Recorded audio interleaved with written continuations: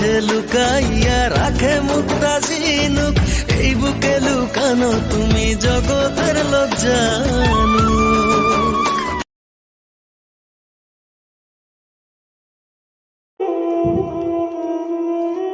হয়তো আমার বাবার টাকা নাই, তাতে আমার কোনো দুঃখও নাই, কিন্তু বিশ্বাস করেন ভাই, এই দুনিয়ায় এখনো আমার বাবা বেঁচে আছে, এই কথা ভাবলে আমার মনে আলাদা একটা শান্তি পাই।